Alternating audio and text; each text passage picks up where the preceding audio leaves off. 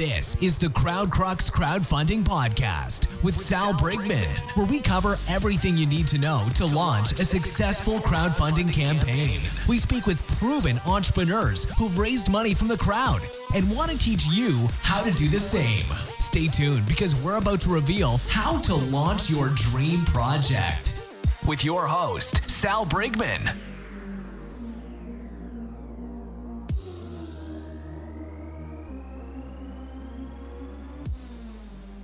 Before we get started with this podcast episode, I want to take a second to introduce you to my friends at Fulfillrite. If you need help shipping out your Kickstarter or Indiegogo perks or rewards, Fulfillrite is the absolute best company for you. I've been working with them for a while and I can vouch for their services. They make it dead simple and take all of the headache out of shipping out all of those boxes, all of those orders to your backers and your customers. If you want to check them out, go to fulfillrite.com at fulfillrite.com. Hey, welcome back to the Crowdfunding Demystified podcast. My name is Salvador Briggman, and today we're getting into how do you actually grow a company using crowdfunding. And if you're an entrepreneur who is not in the United States, I think this episode could be a little bit inspirational for you because it shows that you don't have to be in Silicon Valley. You don't have to be in what are some major other tech hubs. I don't know, you have to be in London. You don't have to be in New York City necessarily. These are all different areas. You don't have to even be in like emerging ones like Atlanta or these different things. You could literally be in a country that entrepreneurship is not the norm. There aren't very many technology gadgets and gizmos coming out of your country. There aren't as many startups or entrepreneurs, but you can still use crowdfunding to raise money for your dream and to raise money for a business. And today's episode is a great example of that. This company raising over $400K and also launching a few different campaigns on Indiegogo, and they show you the power of internet, the power of the internet, the power of social media, the power of being able to put your message out there and attract customers around the world using Kickstarter, using crowdfunding, and then growing a brand around that, and hopefully having people talk about you in every corner of this earth. So you're going to learn a lot today when it comes to, number one, how this company was able to launch multiple campaigns successfully, what they did behind the scenes, what are some of their thoughts on some of the agencies in the arena, and also you're going to learn a little trick that I have actually never heard of someone using, at least on this podcast. I've heard variations of it, but they did it in a really unique way that kind of created a different type of buzz around their campaigns. So you're also going to learn about that in today's podcast episode. If you've been listening to this podcast and you've been finding these episodes to be helpful, you want to go one layer deeper, you can also pick up a copy of my book, The Kickstarter Launch Formula, available on Amazon as an ebook, as a paperback, and also on Audible. If you, for whatever reason, like the sound of my voice or you like the passion in which I have for crowdfunding and you want to go a little bit more deep dive with how to launch one of these campaigns, things like how do you calculate fulfillment, shipping, marketing, pre-launch, the video, all these things that go into a successful campaign, you can pick up a copy of this and you can start really digging into this and sinking your teeth into it in a much more meaningful way than some of the tidbits that you get on today's show. So the link for that is crowdcrux.com/Kickstarter audio, crowdcrux.com/Kickstarter audio, crowdcrux.com/Kickstarter audio. In addition, the other quick thing I wanted to mention is I've been putting out a lot more Instagram videos, like mini videos, and also Instagram posts, trying to share some more education on crowdfunding. So I haven't really used Instagram that much in my business thus far, but I usually do YouTube because for longer content and podcasts for longer content, and also blog posts and stuff. But I've been experimenting more with Instagram, and people seem to be really liking it. Like they've been saying, I've been getting a lot of great comments about the micro videos I've been putting out. They're about a minute long. I try to nail in a bunch of different tips in that minute, and I have my video editor put together and compile a bunch of different stuff. So there's a lot of good bite-sized educational information, and also I'll share some things like some of the campaigns I'm working on, so you can see some of these screenshots. You can see me sort of going through talking about a launch day, all these different things. If that sounds interesting to you, go and check me out on Instagram. My handle for my business Instagram is at crowdcrux, CROWDCRUX. And if you want to, for whatever reason, follow my personal one, it's sbriggy, SBRIGGY. Hope you enjoyed today's podcast episode, and I will see you in just a second. Hey guys, welcome back to the Crowdfunding Demystified podcast. We have Daniel and Maria on the podcast today to talk a little bit about their project, Travel Gear Redefined, which raised over $400,000 in Kickstarter, more than 2,000 backers coming in from Bogota, Colombia. A really interesting project. I'm looking forward to getting into this. Daniel and Maria, welcome to the show. Hello, Sal. Thank you very much for the invite. Very happy and pleased to be here, sharing our experience and a lot of things. Do you think we could start? Hi, thank you. Yeah, it's great to have you both on here. I think it would be great if we could just paint a picture for the listeners of, what product you created here and launched so successfully on Kickstarter. Perfect. Yeah, so the Frenchico is a company created around 4 years ago, a little bit less, and we've always tried to create very good products for travelers. So it's very geared towards people that are always in a hurry and need to be practical, but also be very stylish. So we start with small accessories, backpacks, and then when we wanted to create a new type of suitcase or luggage piece, we realized that the way to keep things simple while traveling was being able to use the least amount of clothes possible. So we started researching for over 2 years, developing the technology with our supplier, and we came up with this amazing technology to have clothes that are antibacterial, anti-odor, anti-wrinkle, so you can use them for 10 or 20 days without washing. So the same t-shirt or the same jeans, you can use them straight without washing, so this reduces a lot of the waste of water, energy waste, but Luggage also space, yeah. Luggage space, and it's very functional for traveling and more when people are, like I said, always on a hurry and trying to be practical. So you can go on a trip of 30 days with like 4 or 5 t-shirts and 1 or 2 pair of jeans. So that's pretty much it. It has been an amazing journey. A lot of people have been impacted, and we've received very good feedback. And yeah, we hope this keeps growing. Mm-hmm. And also coming from Colombia, I mean, that's a really unique place to do a startup company. I think it also just shows that it doesn't matter where you are. It just matters, being able to solve a need and a problem and putting it out there into the marketplace. Yeah, exactly. And more nowadays that we have no boundaries. I mean, the boundaries are usually on our minds when people create a company and they try to start small in their own town or in their own city and then start to expand little by little.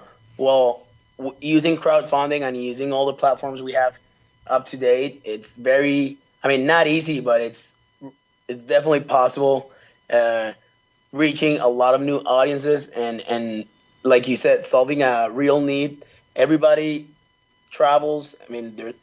From every country, there's people that travel. So this is a very unique segment to reach out for. And Maria, what was your role here on the project?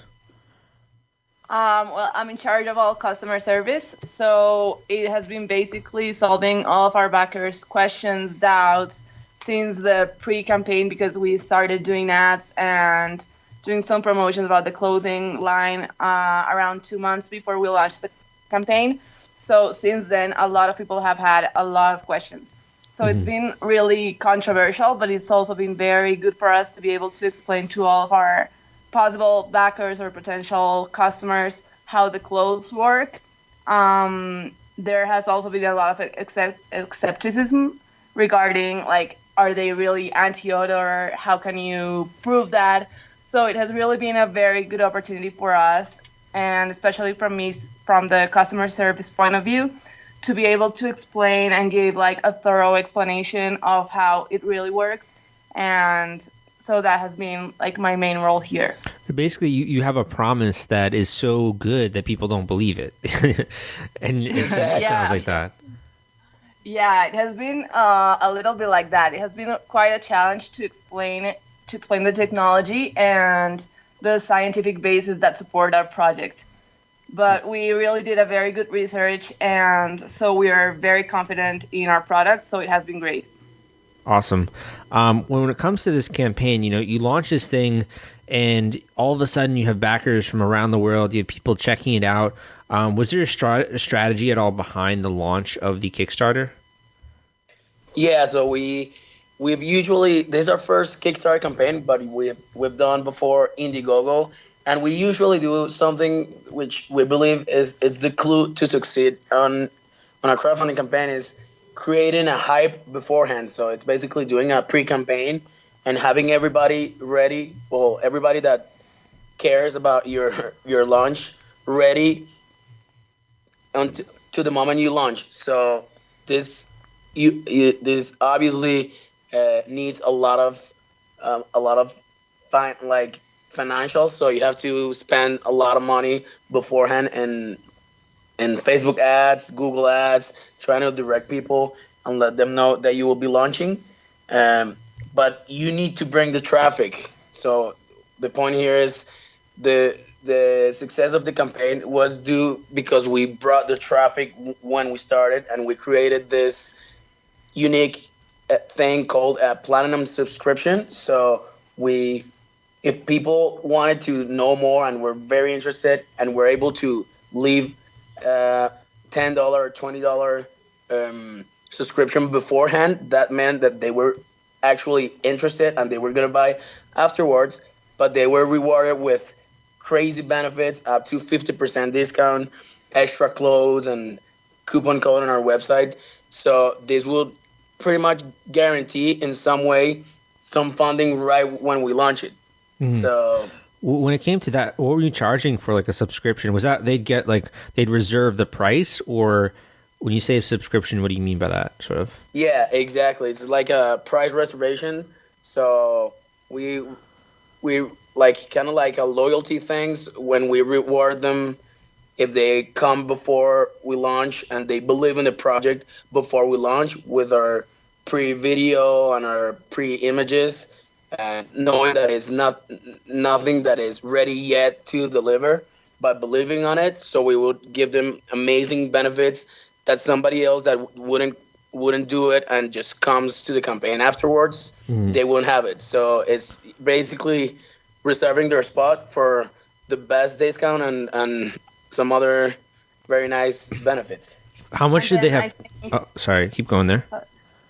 I was going to say that I think that another key to the success of the campaign has been right before the beginning of the company, we are very dedicated to creating customer loyalty.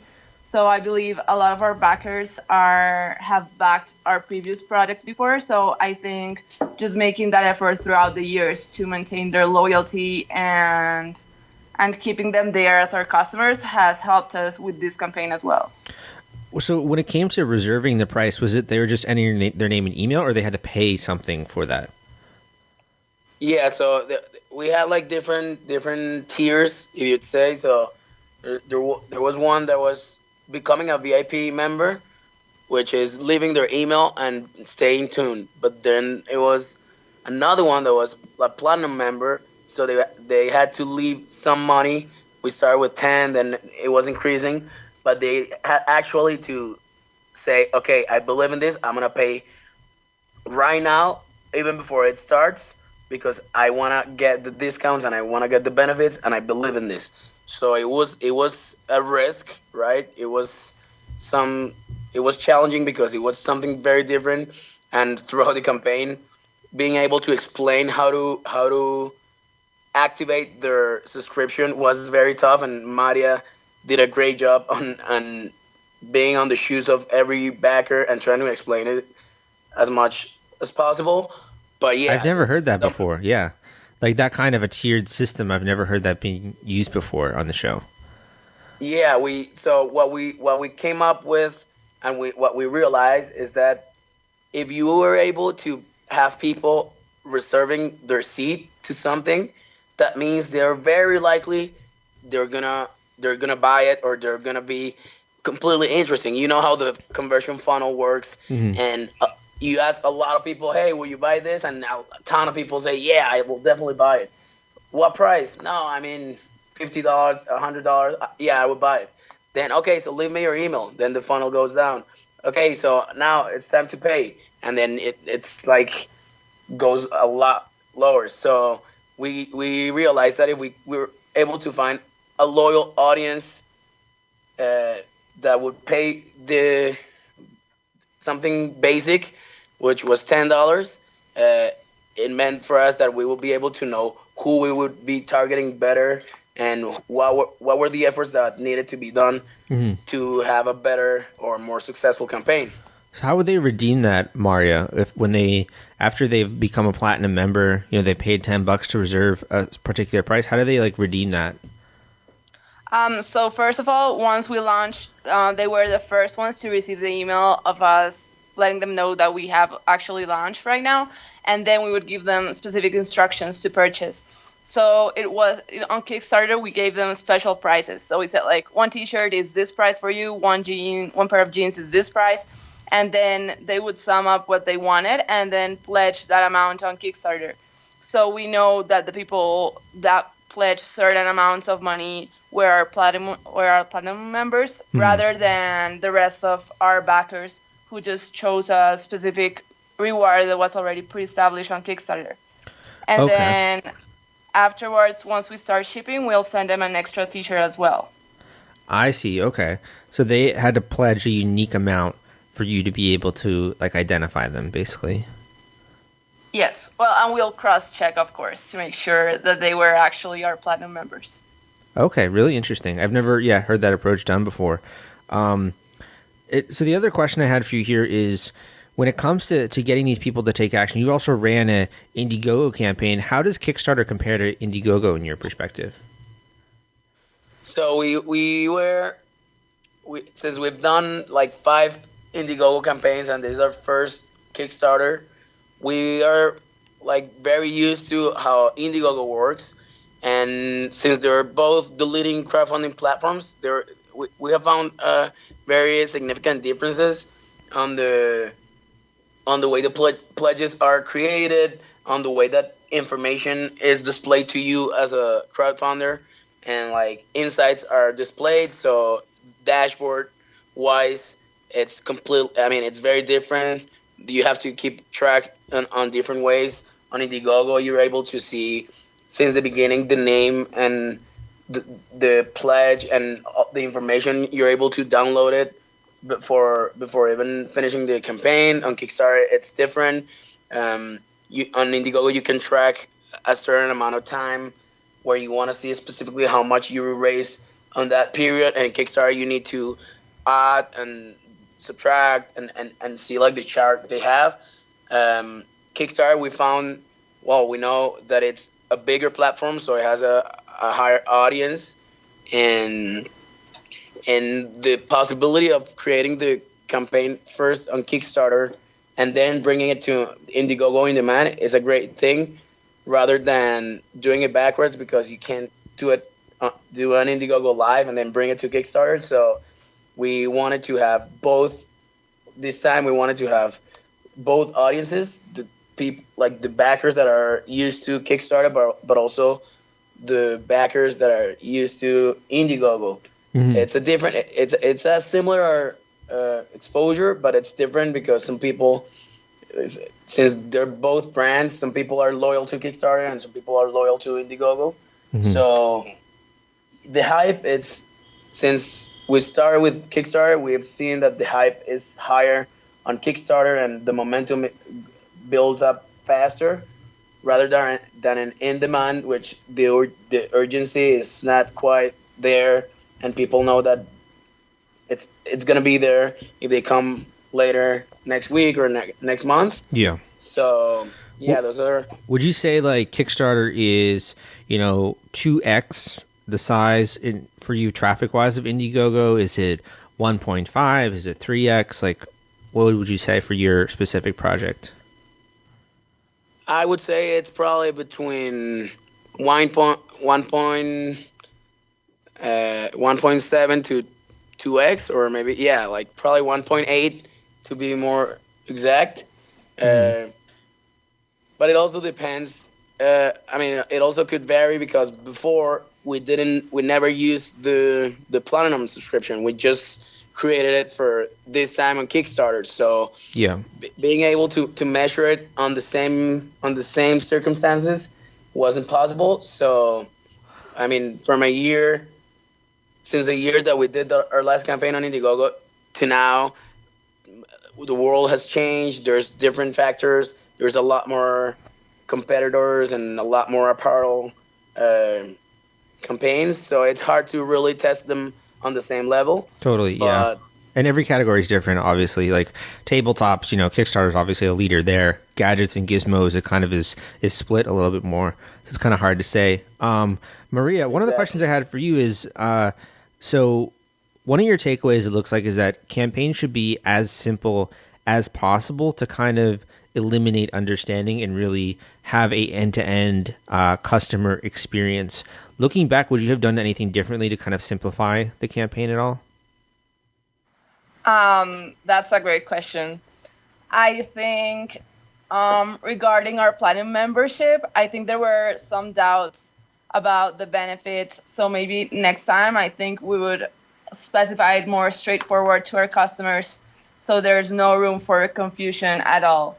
So I think that would be like our first the thing that I would change. And then regarding the campaign itself, I think it was pretty clear how everything worked, and I think the confusion was mainly because before we launched, we didn't give the specific information on the studies, on the scientific proof that was behind the clothing line. But then once we launched in the actual campaign, we posted all the information. So I think that's when the confusion just disappeared. So I think that was a good strategy, but maybe giving a little more information in the pre-campaign would have been easier for our backers to understand. Well said. Well said. Another element here that comes with, I think, running any kind of campaign is having partners involved and having people reach out to you, and all of these different things that are very difficult to navigate. Even if you're a seasoned veteran like you guys and you have a bunch of campaigns under your belt on Indiegogo, you go to a different platform and you still are greeted with lots of new services and you don't really know which ones to go with and those types of things. Can you share a little bit about your experience with that when it comes to agencies and people that are working with your team? I gotta introduce you to a killer resource, The Gadget Flow. Their website reaches more than 28 million people per month. Brands like DJI, HP, and Pioneer have used them to increase awareness and boost sales, along with more than 4,000 crowdfunding campaigns. They have a new unboxing series on YouTube where you can get your product unboxed by a tech expert. Lastly, you can get feedback for your crowdfunding campaign and increase conversions by using Crowd Insight. You can check them out at thegadgetflow.com.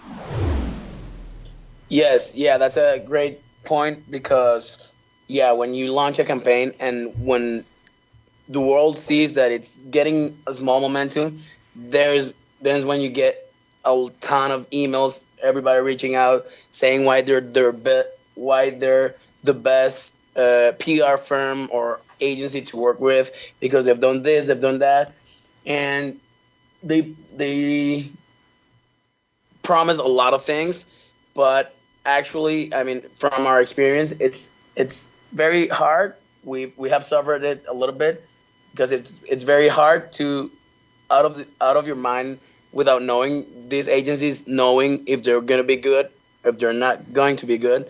So you have to rely and try to ask if you have fellow friends on the field of crowdfunding, ask about references from these type of agencies.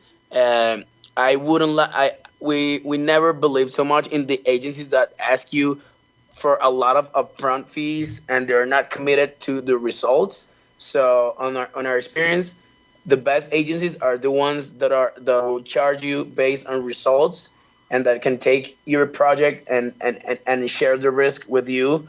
And now, like, hey, I need to start. I need 20K to do all these pre-campaign efforts and do this, do this, do this, we have seen on average 5x ROI, ROAS, and your campaign is gonna probably have higher than that. But then they don't guarantee what they're doing, and they can just take your 20K and not deliver any results.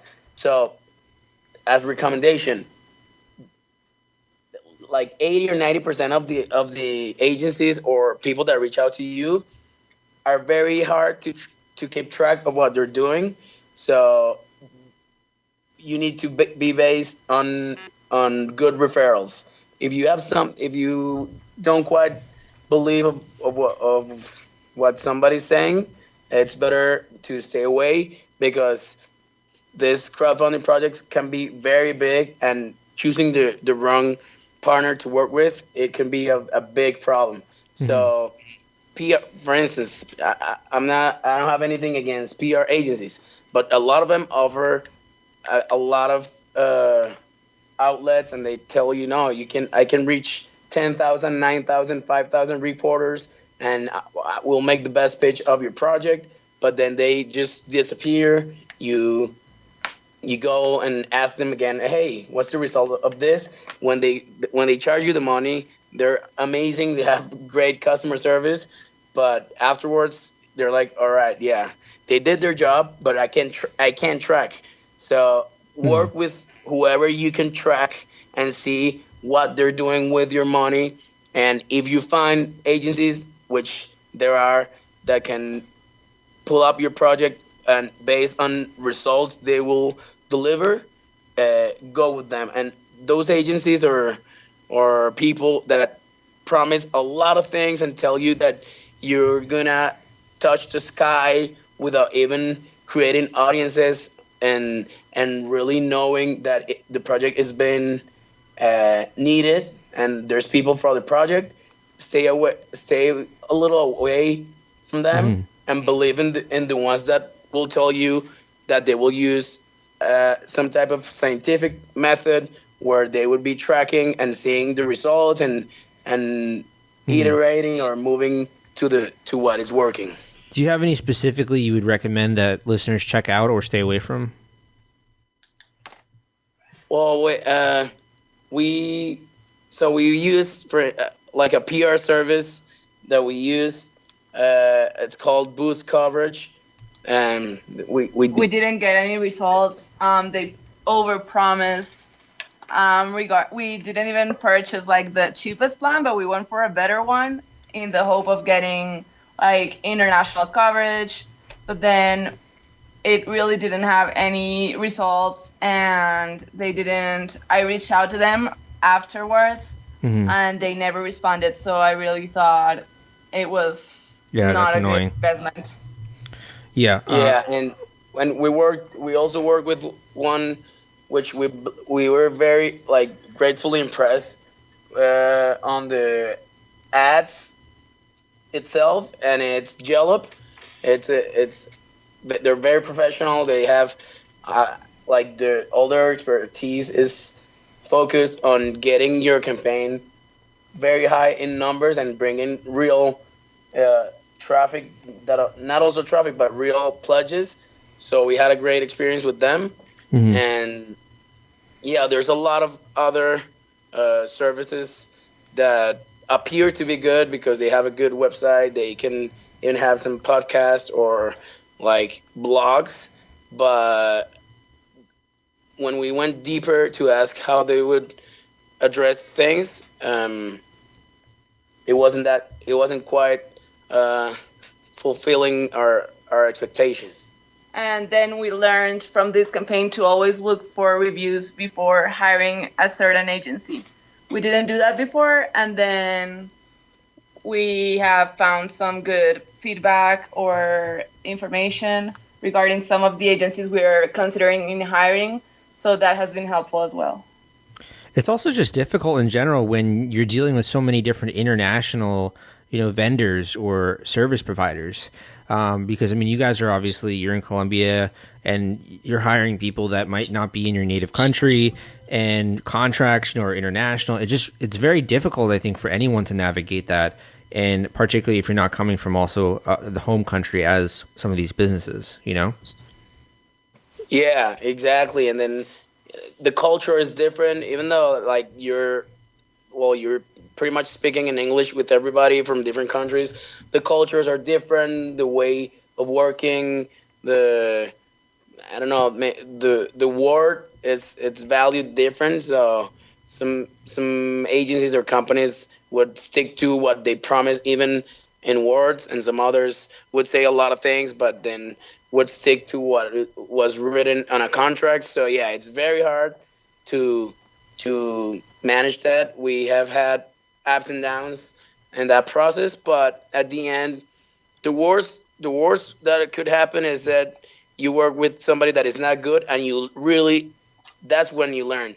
If we had probably worked since the beginning with some agencies that would deliver something good, maybe we wouldn't be able to have the knowledge we have now, and now we can definitely see and identify right away if an agency could deliver or not. Before that, before having some troubles, we would still be just a victim, an innocent victim to somebody that would want to take advantage of it.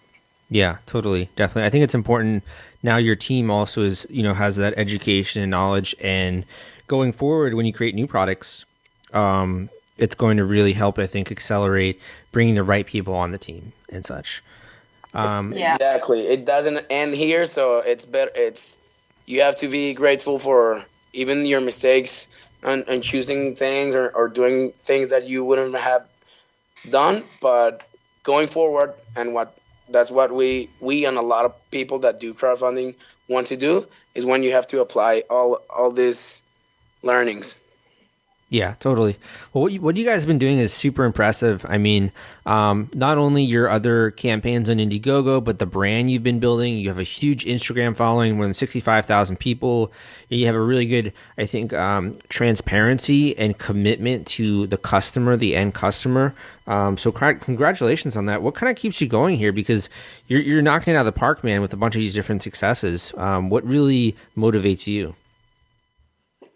Well, thank you for your words. We really appreciate it. And well, some of that part, what motivates us is, yeah, seeing that there's an impact, an actual impact in the world, and we are being also seen as an example of people, that things can be done. I mean, this company is going to go for 4 years now, but it's very new, and what we have worked very hard for is very high quality on the materials what that we use, transparency, as you said. So being able to fulfill the best products on the market, and also fulfill or deliver the best customer service, where people, if they don't like the product, they don't even need to tell us why they didn't like it. It's completely transparent to us, and we will give a return or a refund. So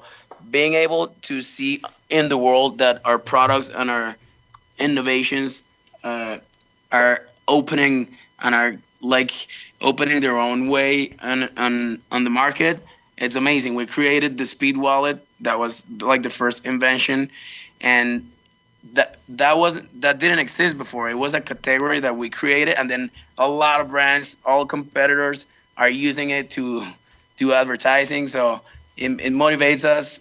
Also, being, like you said, from Colombia, which is not like part of the most developed countries, and where e-commerce it's very, very behind a lot of other countries, and being able to show people that what it doesn't matter where you're from, what matters is your passion and your attitude towards trying to achieve great things, that you're not limited now by boundaries or by geography. You have the world to your hands, and that is very important to us. And yeah, like the passion for bringing together style and functionality, because the reason we were born is we found a big like hole in between style and functionality. So a lot of brands were very stylish and no functional, or some others were very functional but no stylish. So the necessity or the need from people to have both things at the same place is what keeps motivating us. And yeah, the feedback we have every day from our customers, it's very amazing. I don't know, Maria has something else to say? No, I think it's mainly 2 points that Daniel already mentioned. The first one, I think, is our customers' feedback. We really think we have created some products that simplify our customers' lives. So that has been helpful, and it's our motivation every day to just keep designing or keep going and keep offering a good customer service. So I think that's basic. And then the second one, I think it's showing young entrepreneurs and young people who want to create a business or start up a company that it's actually possible, and that there are no limits, and nowadays technology can really be very helpful for that. Well said, well said. Thank you so much for coming on the show, sharing all these great tips and advice. Where can people go to learn more about your next product coming out? Oh, thank you for inviting us. And yeah, well, on thefrenchie.co is our main website, and there is where we start doing the hype when we're going to create something new. For now, we're just trying to push as far as we can our Indiegogo in demand campaign for travel gear redefined, trying to reach a new audience and ending this year with that project. Next year, we're planning already 2 very nice projects for a different line of backpacks and something very cool with a new type of wallet. So yeah, please everybody stay tuned on our website and on our Instagram page. We will be giving information soon.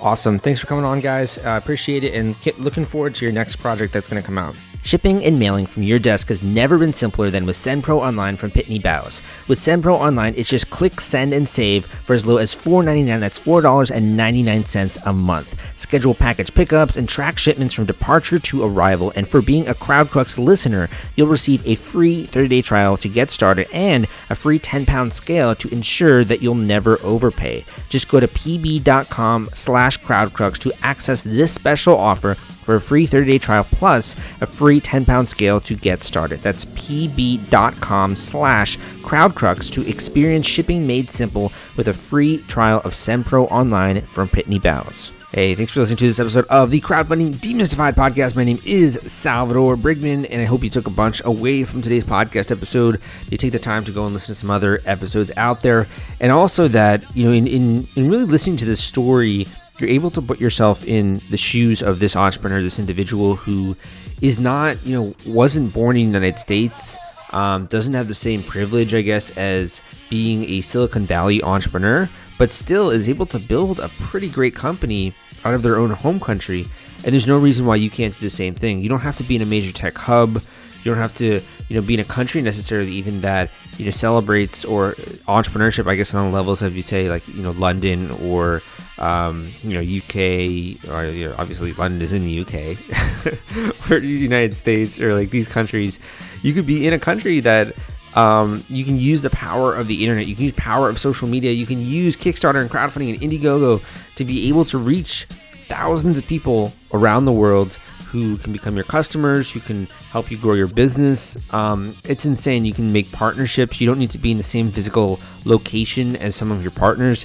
This is a very special time to be alive, and there's absolutely no reason why you should not get started on this dream, on this passion, pursuing this side project. This is really where I think real things can be made, and it's so much easier nowadays than it used to be. I think it's going to get even easier, particularly when it comes to the educational component, which obviously is one of my big focuses. Putting out these podcasts and doing the YouTube videos, putting out blog posts and writing books on this topic. I've also just been trying to expand and make it so much easier for people to discover some of the key lessons when it comes to raising money using crowdfunding, and also some of the tricks and hacks that people don't really talk about as much, just like in the general sphere, because they're trying to write like the top 10 things to do or whatever. It's by like entrepreneur.com, which writes about everything. I try to go a little bit more niche and try to bring to you a little bit more real, in the trenches kind of actionable information, education, and resources and these different things. So if that sounds interesting to you, first of all, a micro way that you can get informed about this would be to follow me on Instagram. My Instagram for my business is CrowdCrux, CROWDCRUX. That's my handle there.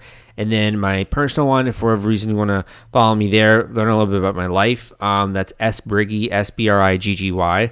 But the other thing I want to mention is if you want to book a one-on-one coaching call with me, and we want to, not only set the roadmap for your project and what you got to do going forward, and talking a little bit about how your category possibly differs from some of the other ones out there. I've been on some coaching calls recently, and people just don't always realize or recognize that the categories on Kickstarter are not all created the same. If you're doing a board game versus an apparel company versus a software product versus a hardware, technology gadget versus a design product, the actual launch strategy behind these is different. And I don't think that's covered enough, honestly, out there. So it's important to know how your product is going to be marketed differently, and also some of the things you should be doing going into your project, coming up with unique perk ideas and reward ideas. These are all things we can talk about, as well as some of the people that you maybe should be partnering with going forward, because that can literally make or break your campaign. Like, you think about it, most of the great things that surround us were created by teams of people. You think about the skyscrapers in Manhattan. Well, obviously one person didn't do that, You think about the pyramids way back when, like ancient Egypt. Obviously, lots and lots of people created those pyramids. It wasn't just one person. Any kind of great work of that's been out there, the iPhone, a really cool technology gadget, the computer, these are all assembled by teams of people working together on a shared and a common vision. There's only so much that you can do yourself, unfortunately. And there's also you can create your own art, and you can go into a cave, you can go into the woods, camp out, and you can write really intensive journal posts or something like that. But at some point, if you ever want to make an impact in the world, you got to share that with other people. I remember when I was first getting into writing way back when, that was something one of my teachers shared with me, was that, you could be a writer, you can be an author. And a writer, they like to write, but they don't share their work. If you want to be an author, you have to be willing to put your work out there and open it up to criticism and open it up to people responding to it in maybe ways that you never imagined or you never thought. And that's really when I started to put out my writing more online. And that's led to obviously lots of great things over the years, writing 7 books, having people read these all over the world is incredible. But I want the same thing for you when it comes to your product, is that you got to be willing to put yourself out there, and you got to be willing to take action. And I think that's the first step, is really getting someone on your side, on your team, and starting to assemble that vision for your future. So if you're interested, go and check out crowdcrux.com/coaching, crowdcrux.com/coaching, crowdcrux.com/coaching. We can get that initial session squared away and set you up for success. Thank you for listening to this episode, and I will see you next time.